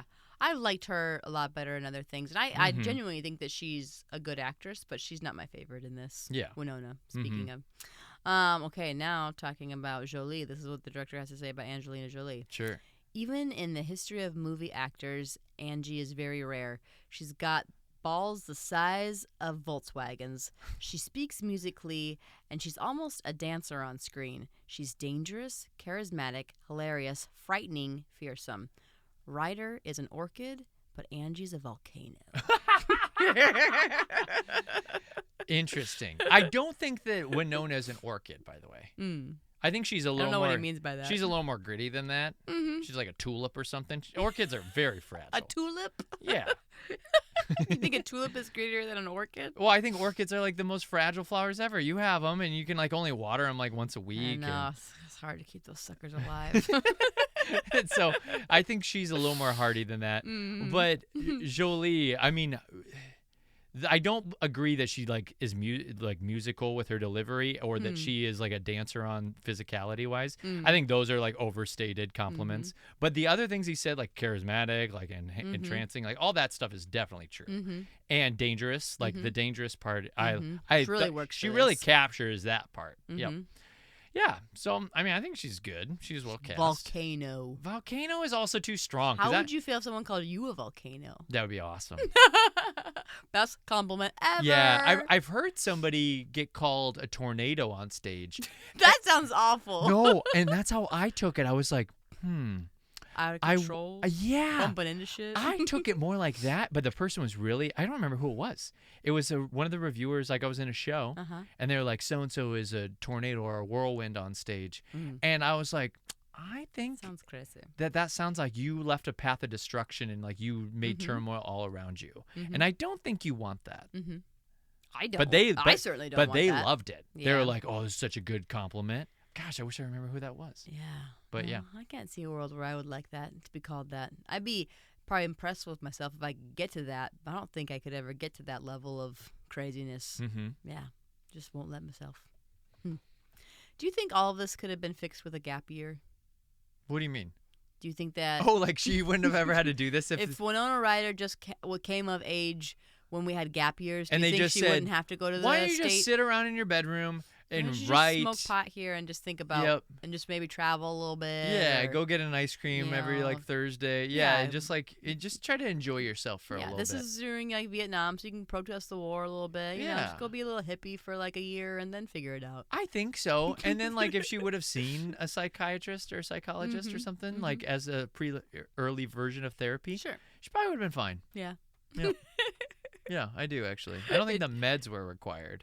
No, definitely not meds. She's more of a case where she just needs some talk therapy, and she would be fine. Yep. My professional opinion, she didn't need meds, but maybe she needed a little bit, but not much. Yeah. What about scenes? Any scenes that you want to talk about? Okay, so they did a bunch of flashback transitions. Yeah. They did these crossfades that I thought were really cool. I wrote that down. I thought this was a crazy girl buddy movie. Crazy Girl Buddy? Yeah, so it's like a buddy cop movie. Oh. Not buddy cop, but like it's a buddy yeah. movie, like that you have a bunch of dudes have. And this became like it was like a bunch of gals in a buddy movie, but only they were like. But instead of like how a dude movie would be, where they get into shenanigans and there's lots of laughs, It's silly. there's not like there's silly moments, but they're Not like, really, though. but they're not even that silly. Like when they're bowling, I'm like, okay, Oh, that leads me to a segue. They're bowling. The quote is, "No, I've only done this once in my life." They had to like they're trying to convince Winona Ryder to go bowling, and she's like, "No, I couldn't. I've only done this once in my life." Bowling? What are we talking about? Bowling? Like, you've done this once in your life. They're not asking you to skydive. No, like, for throw sure. the ball. yeah, it's really not What that a crazy. line. And I would say that she's done it once. She should not be scared at all. You know what it's like then. You bowl the whole game. No, I've only You done threw this once 20 times in already. my life. I could never do it twice. Bowling's crazy. Have you ever bowled before? It's wild. Wild. Madness. The roar of the crowd. I thought that was weird. I had to write it down. Jolie is such a bully. She like slaps everybody. She's so bossy, so belittling and everything that there's part of me that like I started to kind of like her in the first half, and then she starts like acting like such a dick to everybody. I was like, I can't believe she fooled me too. Yeah, I think that's exactly right. Like she's charismatic and you like her and you think she's got everyone's best interest because she stands up for the girls at certain points. But again, she just can't get out of her own way. And then you start to see the mean. It's more than Mean Girl, right? Because it's psychotic. But there are bits of it that you're like, oh, you're not well. You know what she loves to do too? She loves to tilt her head down, and like almost like the Eddie Redmayne tilts. That Eddie Redmayne does the same choice. If you don't know what I'm talking about, just watch any Eddie Redmayne movie, and he like tilts his head down and he looks up at you with these big eyes, like I'm so innocent. I don't even know what I'm saying right now. He does it in every freaking movie. It's his like choice of the week that he just loves. But Jolie does it, and she has a sinister smile on her face. She likes to do that. Yeah, her eyes are like shark eyes. You're always scared of them. I thought the orchestrations in this movie were fairly good. Yeah. Yeah, I thought there was I don't remember what they sounded like. Okay, I'm going to say something, and people are going to go back and listen and be like, come on, that's a way exaggeration. So I'm already calling myself on the exaggeration. Let's hear it. I'm just saying Safe place. there were some similarities. Yep. There was a couple little like melodies that were similar, that gave me similar vibes to the Shawshank Redemption score. Oh, Just a little bit. Yeah, If you listen, if next time you're watching Girl Interrupted and you listen to the song a little bit, you're like, hey, tiny bit of Shawshank. Just a little. Just a little. Not the same composer. I looked it up. Oh, I'm glad you did, 'cause I didn't. So we have not talked about the biggest thing of the movie for me, which is how the orderly and her have a freaking relationship. Yeah, the orderly being kind of like this, not a janitor, but he works there. Yep. And so she's like doing Jared Leto, and he's like looking longingly at her, and then like she's like, "Why do you like me?" And he's like, "Oh no, I just like you."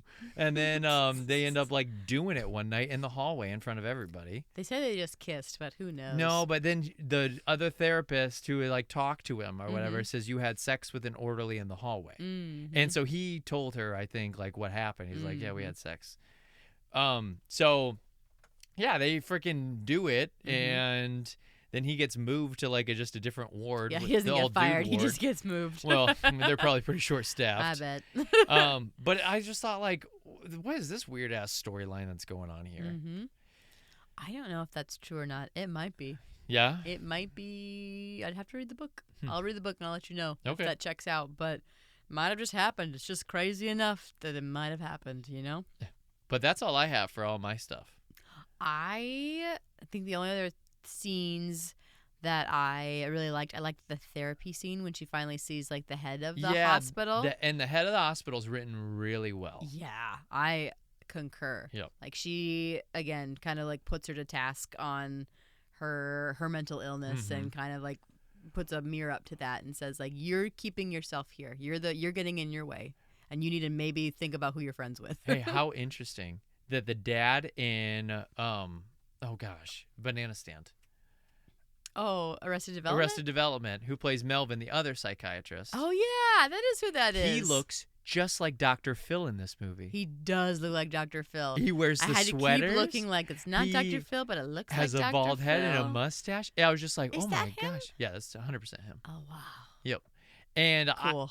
we were supposed to kind of think he's a little bit of a joke because he like falls asleep in dopey. one of their therapy sessions, but he actually like really cares about the people. Like you see him run to Brittany Murphy's house when she dies, and he's really shook by it. He's in And so he tears. like really cares about these people that he's seeing.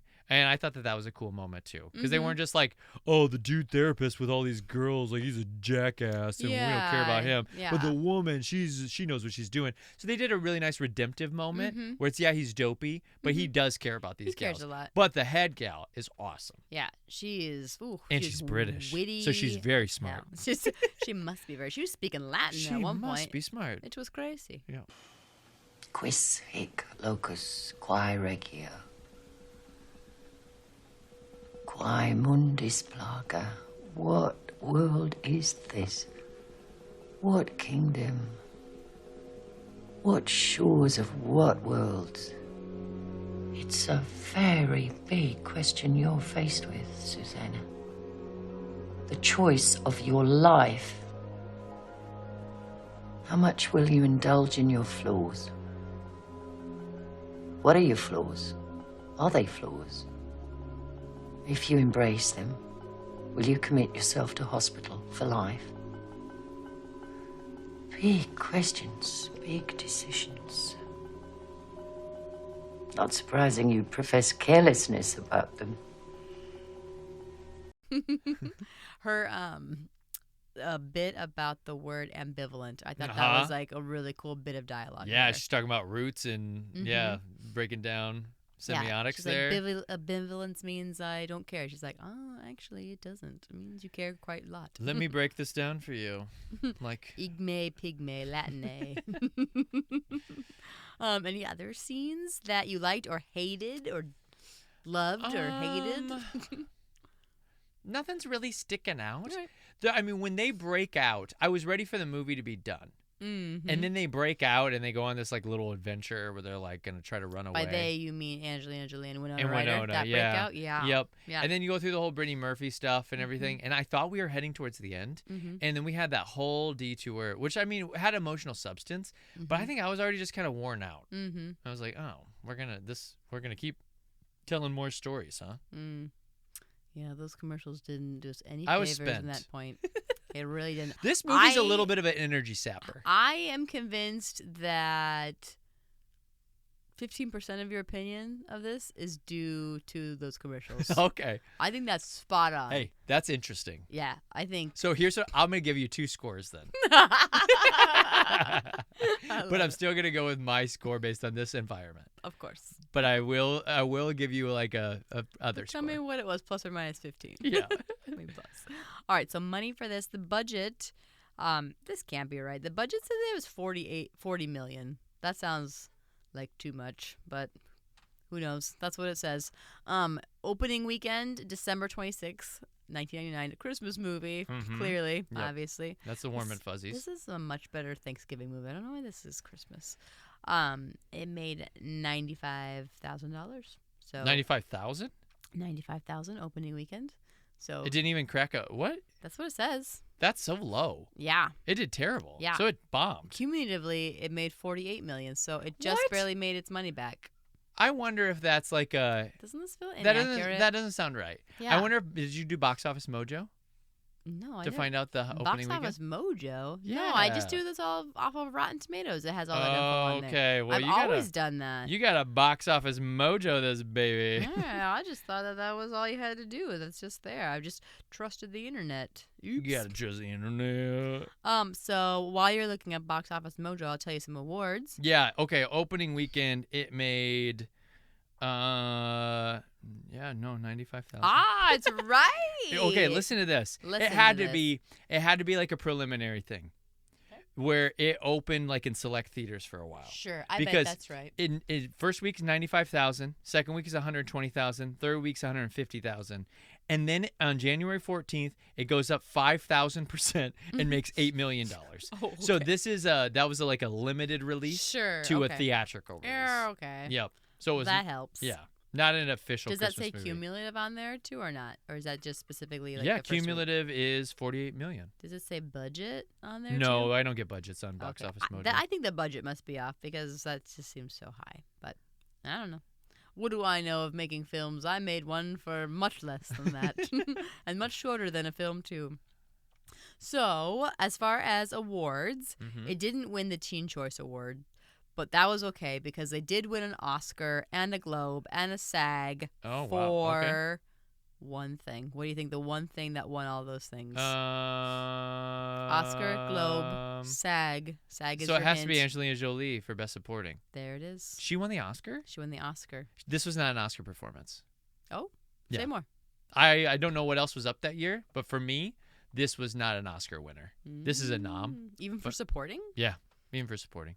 I frequently say this about supportings, though, because I find them to be somewhat underwhelming when they win, and them to be just like small little turns. And I'm like, come on, there's better stuff out there than that. Yeah.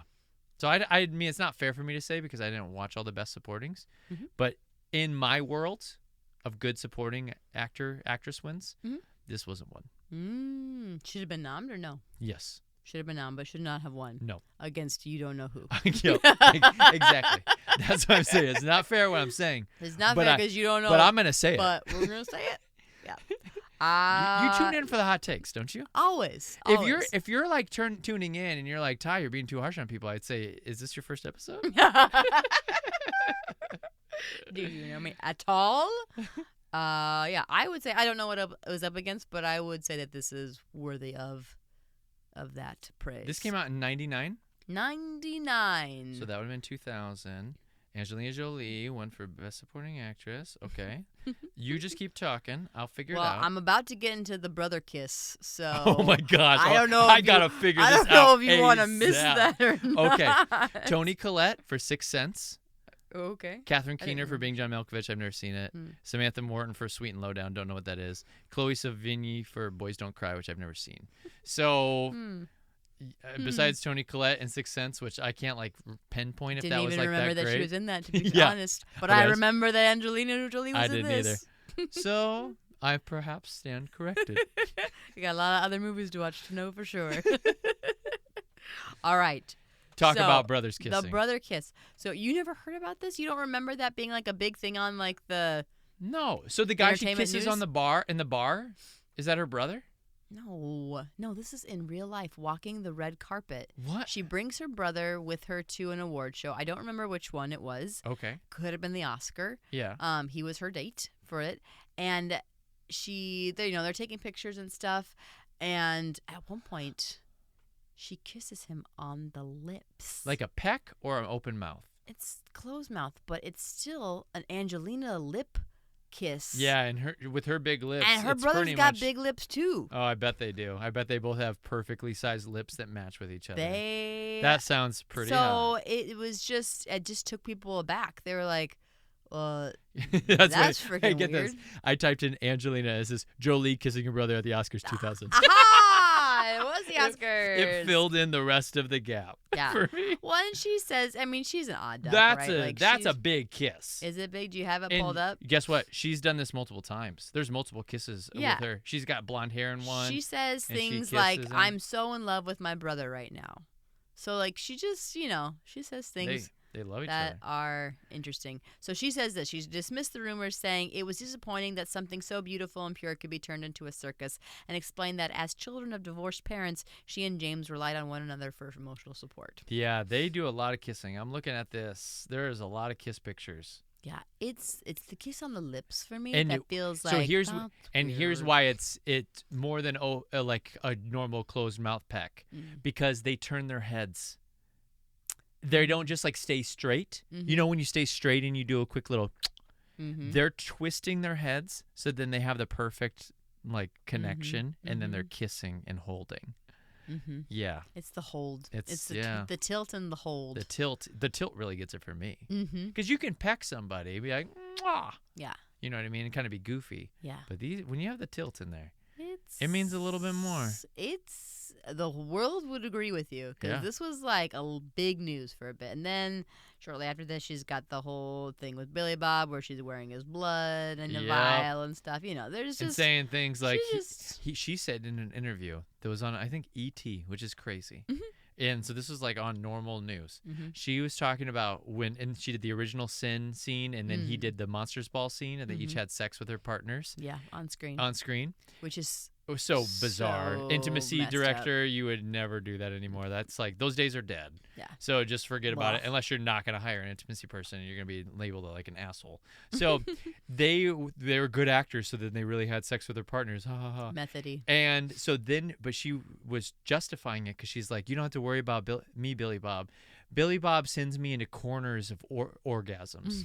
Like, she says it in like a normal interview. She's like, oh, he can send me into multiple orgasms huddled in a corner, just like having this it was amazing something weird. experience. It was like, I'm screaming in a corner from it. Yeah, it's like, what the hell is going on here? Yeah, weird. So yeah, they were a bunch of weirdos. Yeah, she calmed way down post. Yeah, and she got into like and stuff. Yeah, and getting kids and adopting and but stuff. Yeah, she is some wild days. Yeah. Wild and crazy days. But can we talk about Tomb Raider? Can we talk about Tomb Raider? Super hot. Would you like to? That was after this. That was her peak. Yeah, would you say? Not Mr. and Mrs. Smith. It was Tomb Raider. She looks good in that too, to be honest. She does. She's girl's but fine. She looks so good at Tomb Raider. She's got a gun strapped to her thigh. All right, ready for critics' consensus? Ready. All right, critics' consensus. Angelina Jolie gives an intense performance, but overall, Girl Interrupted suffers from thin, predictable plotting that fails to capture the power of its source material. Rotten Tomatoes score, 53%. Okay. Audience score, 84%. Wait, can you give me the Rotten Tomato score again? 53. So Rotten, and then the audience gave it 80? 84. Okay. Mm-hmm. Yeah. So here are some more reviews. I'll just give that before I ask you for yours. Okay. This review, it says, it's an interesting story based on actual events. Okay. That's the review. Sure. Real Talk Online. I love it when it's like one of those. It was too good to pass. Kind of like Mom's based movie on true night. Story. Mom's movie night. This next one. Does it matter that every time Jolie's off screen, the film wilts a little? Ryder should be perfect as the bright spark. Her lines are sharp as a knife. There's a gap, however, between what we hear and what we see. Time Out Film Guide. I kind of like that one. I feel like that I think that's pretty feels fair. accurate. It's like, it's not the best I've seen her in. I feel like she can do better. Mm-hmm. But she was given good stuff to work with, so it's also tricky. And then this last one, Roger Ebert. The film is mostly about character and behavior, and although there are individual scenes of powerful acting, there doesn't seem to be a destination. That's why the conclusion is so unsatisfying. The story, having failed to provide itself with character conflicts that can be resolved with drama, turns to melodrama instead. Maybe that's part of my problem, too. It didn't feel real. You know, like One Flew Over the Cuckoo's chasing Nest each other in the feels like a little. It feels real, and it's like, I don't know. That has like a crazy ending, and like there's just so much going on. But like, it almost felt like they were trying to. I know this is a real story, so I'm not saying that. But there are parts of it that are not that I didn't get to that were not that were fictionalized. Like they're not at Brittany Murphy's house when she kills herself. They find out about that. So that's a dramatization. And I think the whole chasing each other in the tunnels underneath of it at the very end is also dramatized. That totally felt like a Hollywood add-on. Yeah, that's a Hollywood add-on. I just thought, like, there's no way the writer, like, this just doesn't fit. That whole Fatal Attraction moment, it just feels weird. It's out of place. It doesn't make any sense. And... yeah, it feels like Hollywood got a hold of this and was like, we're going to Hollywoodify it. Yeah, we got to make it crazy. Yeah, we got to make it crazier. How else are we going to get the kids to come see it? Because who's this movie for? This movie is, I mean, it's all these young women, stars. It was made to get like 14-year-old to 28-year-olds. And anybody older, but it was really like subject material-wise, meant for people like 25 to 40. but it doesn't fit for them. And it doesn't fit for the youngers. So it kind of becomes a movie that I don't know who it's for. Yeah. It's just this weird audience. Yeah. And it's not, I say this, but like, I bet the source material is really good, but it felt like not compelling enough material to work for across the board for everybody. I hear that. You want mine? I'm ready for you. Looking for a Monday pick-me-up? Need a barrel of laughs? Smile watching 20-somethings cry and self-destruct? This one's for you. But it's not for me. 45% under Legally Blonde and above Sisterhood of the Traveling Pants. Very good. But if you add 15% for commercials, that makes it 60%. Well, then But I'm not going to do that. Okay. It's still 45. Well, but just think about it. I will, and I did, and I won't. I think that played a big part. I mean, it definitely played a factor. It slowed but it way down. It maybe only cost it 3%. You don't think so? I don't think it cost it more than 5.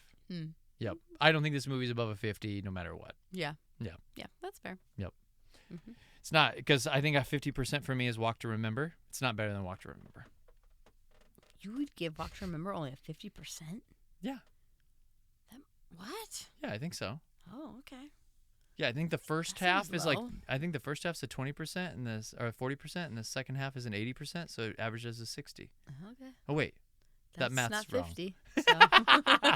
Maybe it's a 50 and then a 70, and then average to 50? A 50 and a 70 averages to what? To a 50? 50 and a 70 would average to a 60? I just want to repeat it one more time. You're trying to bail me out? I'm trying to help you. I don't know, babe. I don't know. It's not mathing. Let the audience do the math. I'm not going to do it. I give this a 69%. It's right on line with 69? Divine Secrets of Yaya. You're okay. Both those movies are. Tell me I'm so out of my high. mind. Tell me I'm out of my mind. Girl. Let's hear it. You're crazy. Girl, you out your mind. You out your mind. You're out your mind. So what do you love about this movie so much? Sell me on it. I don't have to sell any. I don't have to do that. You're right. You It don't. sells itself. You're right. You don't have to do anything. It's hard when I look at the lists of movies. I would not read into the number so much as like where it falls. So what in else the is it around movies. besides Sister of the Yaya Sisterhood or whatever? Tied with Sisterhood of the Yaya, Sisterhood of the Yaya Secrets, and it's below Back to the Future. Yeah, it better be below Back to the Future. What's it above? Above Divine Secrets of the Yaya Sister. I mean, it's matched with it, but it's what's it above? I don't know because I only wrote down those two. Well, next episode, I want you to tell me what's above. It's tricky. Yeah, you have to go off what the list says. Yeah, I know. You box yourself I into boxed a corner. myself into it. I was like, well, it's definitely this is better my than ninth that, movie at but not 68%. Oh, yeah. I don't know. I think the concept is really interesting. I think the character study is really interesting. Yes, it amps up the melodrama at the end. I think the Brittany Murphy stuff is really fascinating. I think that character is, just I think wild. I think it could have been fascinating, but I wasn't that interested in it. I think like I said, written wise, it writes itself for me to be fascinated. But something about application and the performances and the filming of it, I actually thought it like undercut it. Yeah, Sure. I don't know. Hard to explain. Not too bad. Well, what do we got going on after this? All right, so you want to talk about what's up next? You want to talk about fascinating? Yeah, let's get into. You want to talk about drugs? Wait, what? You want to talk about doing a bunch of drugs and writing some stuff? Oh, okay. Maybe, I don't know. What? The next film is going to be a trip down memory lane for some of you, and for the rest of you, just a trip. Just a trip, trippy Next week, we are paying a visit to the never-ending story.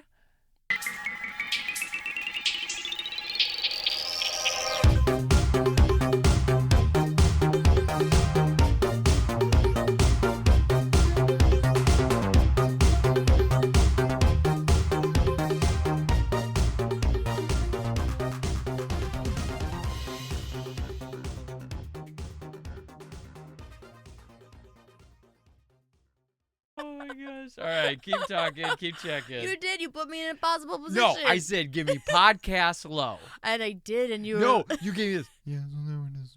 Sometimes. That's when do you do that? I don't know. Well, if you're maybe- doing that, you aren't allowed to be on the podcast maybe anymore. once if you or ever twice get, I did. if you're that low, you are out of here. Just kicked out of the studio closet. I'll find another friend to host.